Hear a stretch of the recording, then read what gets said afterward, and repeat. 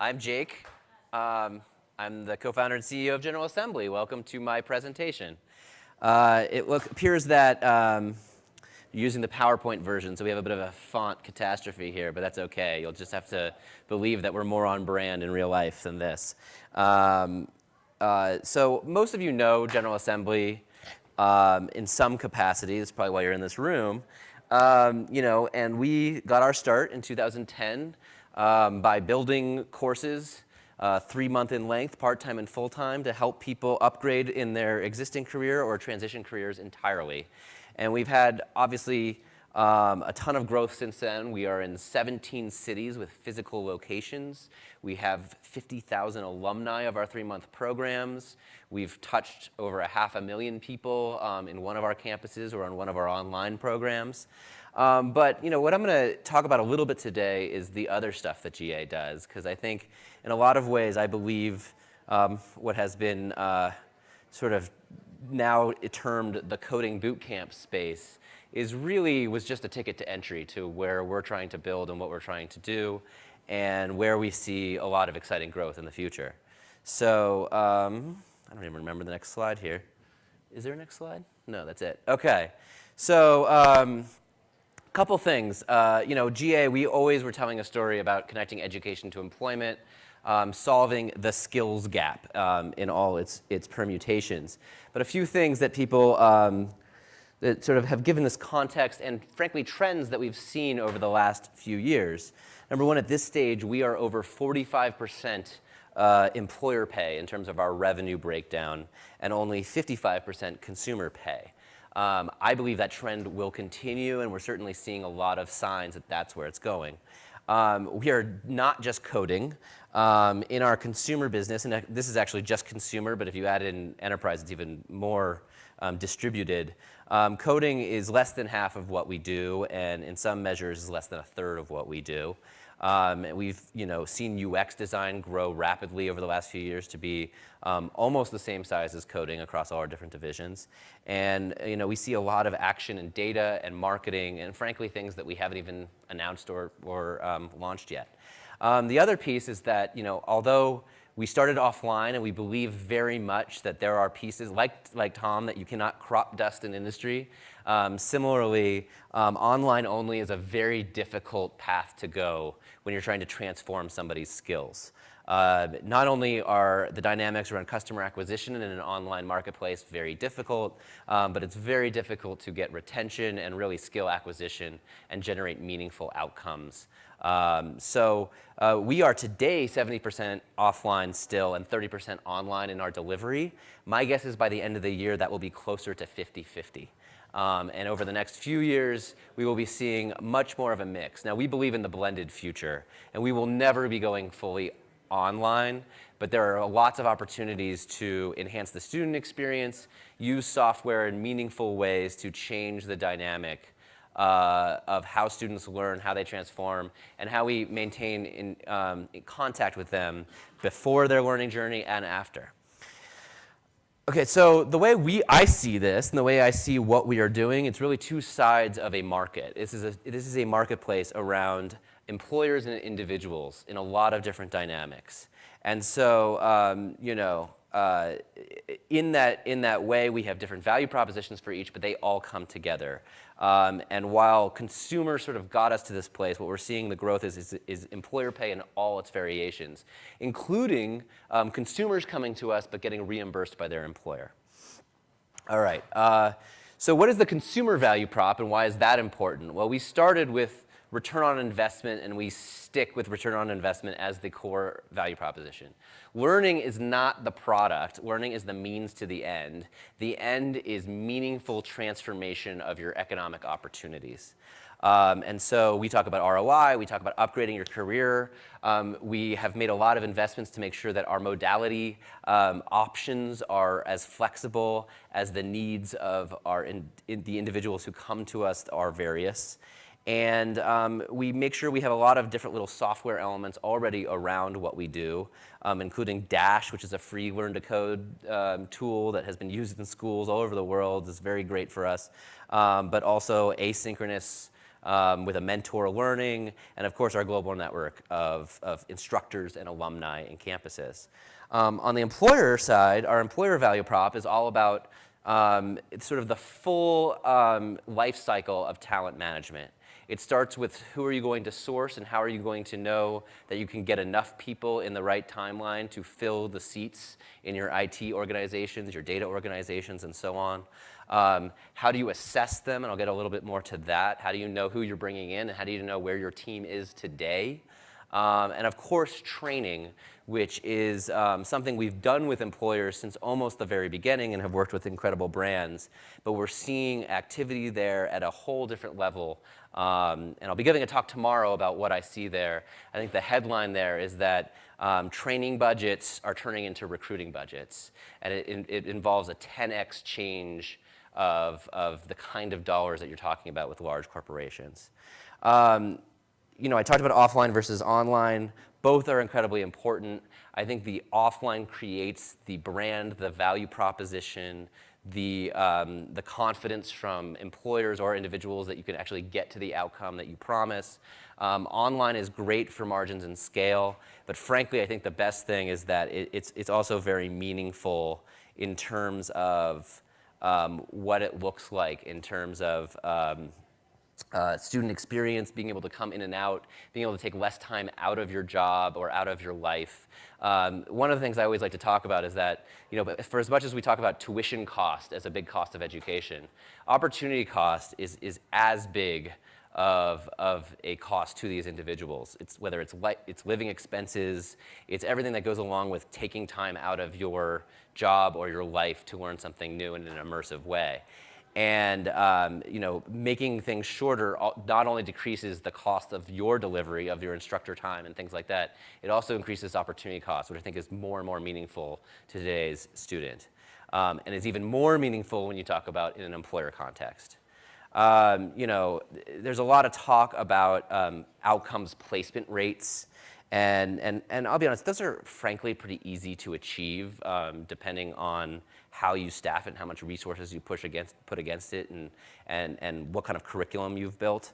You know, meaningfully increasing people's salaries both in a part-time and a full-time context involves just the, you know, combining good data around where the skills are needed, understanding what it's required to actually acquire those skills, and then you know, making sure that you have the broad network of employers to work with. What is this? Okay, this is a great example. So going back to the employers for a second. Sorry, I almost forgot what this deck was. You know, what we're seeing in the employers and why we're so excited about this, and we believe that it's a $1 billion revenue opportunity, is around this sort of a complex and shifting landscape of how companies think about their own talent. The reality is recruiting, staffing, and everything that goes along with that has really not changed in a very, very long time. There have been the additions and subtractions of tools and methodologies, but the same concept of how you do it is essentially exactly the same. But we're starting to see those shifts. Maybe we can thank Trump for making everybody a little scared. They're gonna, you know, he's going to tweet about them. But I also think there's a lot more going on about the fact that 2020 recruiting plans are now only less than 3 years away, and a lot of companies are seeing how far they are from those goals.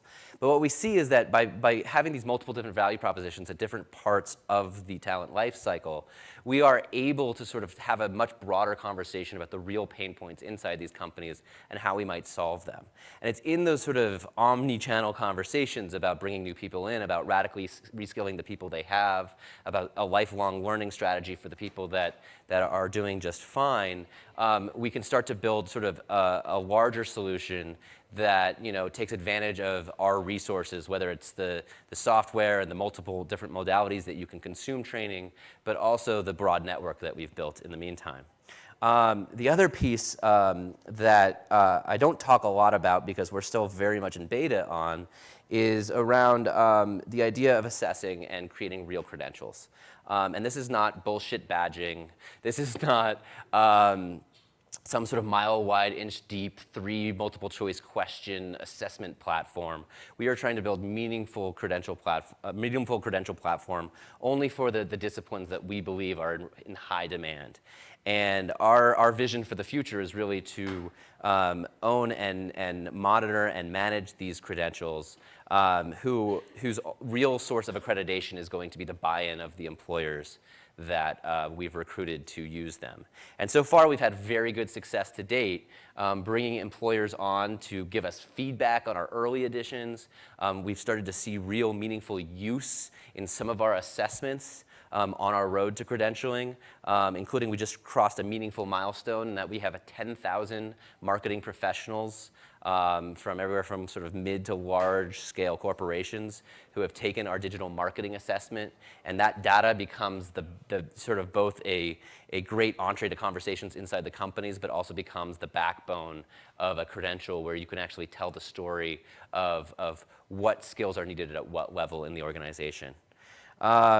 So what is the message here? The message is we created this coding bootcamp category, for better or worse, but we have moved well beyond it. And in reality, this stuff around enterprise, around sourcing, assessing, and training, around multiple modalities, and thinking about that network that we're building in the process is what makes GA an exciting opportunity and why I still get up every morning.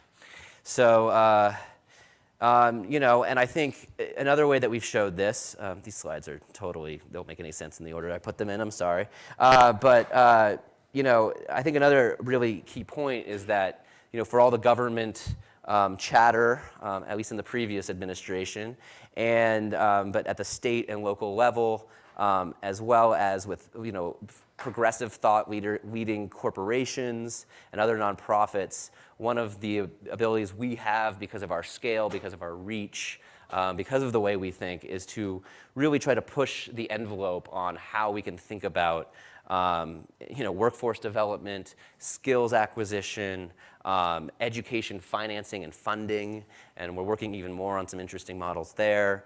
But to me, this is part of what we've tried to build in the first sort of 5 years of GA is a platform with which to now pursue these opportunities, which, judging by the frequency of the headlines and the conversation even at this conference around workforce development and the need to put people to work in meaningful ways, is what we've earned. So, what are our competitive moats over time? Well, I think in general, scale and brand matter a lot. I think our employer network, though, is another key point. And assessments and credentials are going to be, I think, a meaningful part of making sure that connective tissue exists and can really have that dialogue between the scale, the brand, the individuals, and the employers. Thank you very much. I guess I went really fast, so now we have lots of time for Q&A. I did my job just right. So let's have at it. I didn't realize people could take pictures of slides. I should have totally realized that now. So I'm now never going to put a number in my slides ever again. So thank you for teaching me that lesson today, guys. Any questions? What are your plans for expansion in the next years? Our plans for expansion are really not about geographic footprint. They're all about a few big storylines. Deepening our relationships with employers and creating even longer-term, meaningful, ongoing sort of ways of working with them, which we're already starting to see get incredible traction. We are investing a lot in interesting ways to use technology to leverage our campus network. So we already have blended pilots running for some of our most intensive immersive programs, as well as a networked classroom approach where we can use the classrooms we have all over the world and the amazing instructors we have in different cities to leverage those to build sort of the best of all possible worlds for the student. And then, of course, I talked about these other areas that we're pursuing, and I think that's where our expansion is all going to come from. Hey. So with your market share of boot camps in the U.S., what do you think happens to the rest of the boot camps? Well, look, I think I'm not gonna lie. I think it's a tough business to go alone. I think I don't know how much just natural organic growth without scale to sort of use to your advantage, there is. I think the margins of a standalone are pretty difficult to sustain. But I still think there's a value to the service that they provide. I think we probably need to see some sanity come to the amount of players there are in that market. And I think the ones who succeed are going to think broader and more long term, and frankly are going to have the resources to be able to pursue some of these larger workforce opportunities.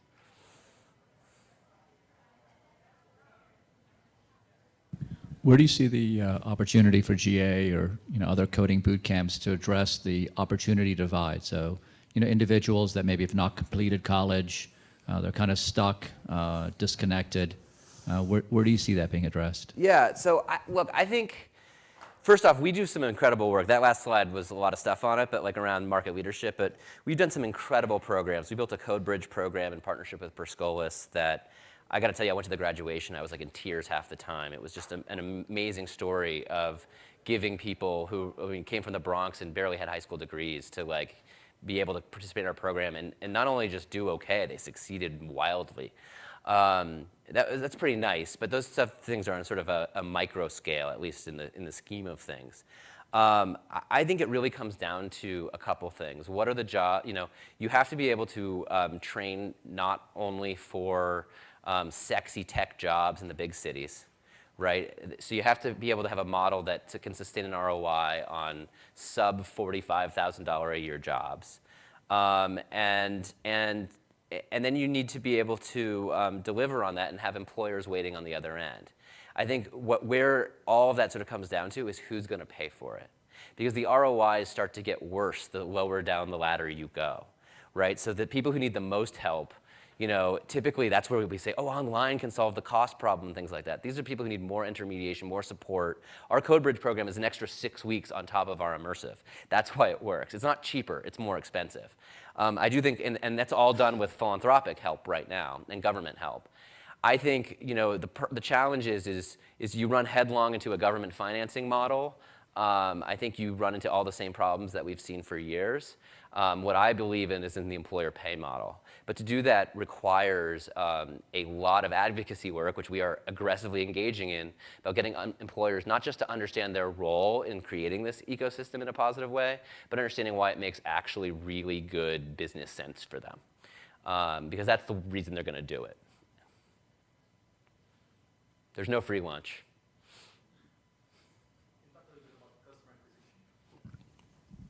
Yeah, so what do you want to know about customer acquisition? Yeah, I'm probably not going to tell you about our costs of customer acquisition, but I can say that what we've seen is that our best channels are the ones that we've built through word of mouth and community building at the local level. And literally everything that we do that is meaningful, at least not at the margins, we use all the digital channels, and we want to make sure we understand them really well. The best and most long-standing ones are the organic ones that we've built through having great campuses, great events, a great community of alumni, and I think that's a big part going forward. As we go more into the world of working with the largest Fortune 500 companies, that becomes about some of this advocacy work and helping these people understand how important their roles as HR leaders or IT hiring managers are in creating the future that they read about every day. Well, the answer is you don't go for scale, you go for meaning, right? So we spent a year building a digital marketing assessment like sequence, and then we started building a web development one, and we're now building data. And these are long projects. They don't just happen overnight. And I think the reason everybody relies on multiple choice is it's easy to implement, it's fairly easy to run and manage, and it scales, right? And everybody's pursuing the magic scale formula. Because if you look at it, you say, well, the best way to do it is we have a single platform, you give it to a single employer, and you say, we can test for any skill in any job. And that's what people want to go for. My model is very, very different. So we're going very deep in a subject, and we get rounds and rounds and rounds of feedback from subject matter experts, from hiring managers, from students themselves about what is required to really indicate this person is hire ready. So our assessments, our marketing one has a little multiple choice in it, but a lot of what we're doing has nothing to do with multiple choice. And that means then we've had to build back ends that can make a scalable grading system and that can actually have reliable output that we've had to build, frankly, from scratch because it doesn't really exist. And I'm pretty proud of the work that team has done in some of the creative ways that we've approached it. But it took a long time. It's not something you can just pop up overnight. It's taken a lot of investment and, frankly, patience on my end, which I'm not usually that good at. But I believe, our primary thing that when we talk to employers is we believe that the assessments have to be authentic and authentic to the work that is going to be done and is going to be assessed. That's a big part of it. And to find a way to do that in a way that doesn't take a day-long whiteboarding technical interview session is its own journey and process that I think we're doing pretty good on. Jake, if you don't mind my asking, what are your struggles? Well, man, that's a big question to ask me on a stage. I would say I have a lot of struggle, right? I think for a long time I struggled with the fact that I felt strangely possessive of this coding bootcamp idea, and to see it sort of like spread, and I had to sort of get over that. And it also has created a world where we had to move faster, and that was in many ways very good. I would say my biggest struggle right now is figuring out the right ways to communicate with not the early adopters in the corporate world, but the ones that are sort of workaday and just kind of trying to get through the day in their job, and maybe their title is CHRO, but C-level is a stretch. How do you talk to them and get them to understand the possibilities and how much they could transform not only their organization, but how the world thinks about skills to employment. And we're getting better at it every day. But I'm surprised by how few C-level executives at even big companies understand their cost of recruiting, understand their cost of churn, understand how much money the cost of an empty seat. They don't understand these core sort of drivers that would open up new opportunities for how to reinvent how they do their jobs and solve some of these big pressing problems that all these companies are facing. And so that is sort of probably the thing that keeps me up at night the most right now, is how to solve that.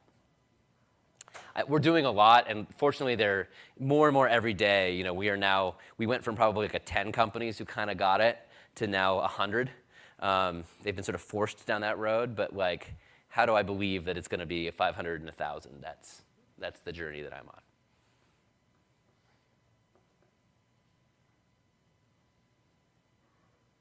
Nothing else? Cool. Well, thank you so much, guys. Thanks for listening. Hope I was entertaining.